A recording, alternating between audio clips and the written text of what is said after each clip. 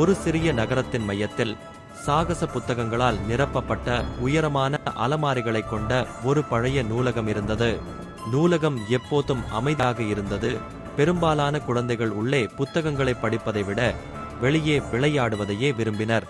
பழைய புத்தகங்கள் வைக்கப்பட்டிருந்த நூலகத்தின் இருண்ட தூசி நிறைந்த பகுதிக்கு அருகில் ஒருபோதும் குழந்தைகள் செல்லக்கூடாது. ஏனென்றால் அங்கு பேய் இருப்பதாக பெரியவர்கள் சொன்னார்கள்.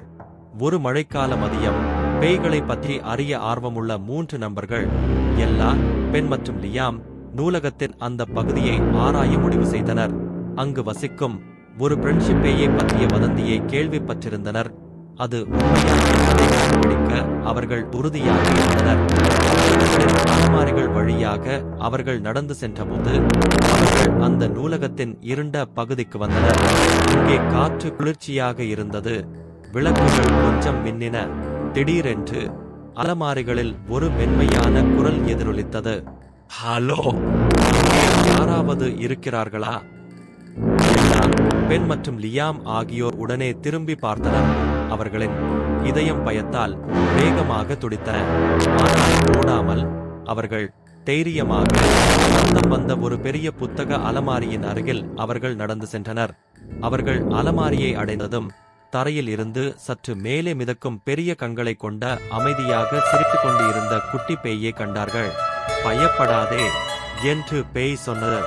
நான் யாரையும் பயமுறுத்த இங்கே இல்லை. என் பெயர் மிஸ்டர் விஞ்சி. நான் நீண்ட காலமாக நூலகத்தின் பேயாக இருக்கிறேன். எனக்கு கதைகள் படிப்பது மிகவும் பிடிக்கும். எல்லா, பென் மற்றும் லியாம் ஆச்சரியத்துடன் வெறித்து பார்த்தனர். பென் குரல் நடுங்கியபடி, நீ பேயா என்று கேட்டான். ஆம், ஆனால் நான் ஒரு நட்பானவன். கதைகள் பாதுகாப்பாக இருப்பதை உறுதி செய்வதற்காக நான் பல ஆண்டுகளாக இங்கே இருக்கிறேன். எனக்கு படிப்பது மிகவும் பிடிக்கும். ஆனால் சில நேரங்களில் இந்த பழைய நூலகத்தில் கொஞ்சம் தனிமையாக உணர்கிறேன். 3 நண்பர்களும் இருந்தனர். புத்தகங்களை அவர்கள் பார்த்த அளவுக்கு நேசிக்கும் ஒரு பேயை அவர்கள் சந்தித்ததில்லை. நாங்கள் உங்களை துணையாக வைத்திருக்க முடியும், எல்லா அன்பாக சொன்னான். நாங்களும் படிப்பதை விரும்புகிறோம். அதனால் மதியம் முழுவதும் 3 நண்பர்களும் விஞ்சியும் தங்களுக்கு பிடித்த புத்தகங்களை பகிர்ந்து கொண்டனர். அவர்கள் சத்தமாக கதைகளை படித்து சிரித்து தங்களுக்கு பிடித்த கதாபாத்திரங்களை பற்றி பேசினர். விஞ்சியின் பேய் வடிவம் ஒவ்வொரு பக்கத்திலும் பிரகாசமாக மின்னியது. புத்தகங்கள் அவளை மகிழ்ச்சியால் நிரப்பியது போல. அன்றிலிருந்து எல்லா, பென் மற்றும் லியாம் அடிக்கடி நூலகத்திற்கு சென்றனர். படிக்க மட்டுமல்ல, பேய் விஞ்சியுடன் நேரத்தை செலவிடவும். நூலகம் இனி பயமுறுத்துவதாக உணரவில்லை.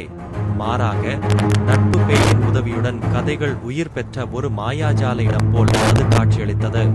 சில நேரங்களில் நாம் அஞ்சுவது அற்புதமான ஒன்றாக மாறும். ஒரு சிறிய கருணை மிகவும் மர்மமான விஷயங்களை கூட நல்லதாக மாற்றும்.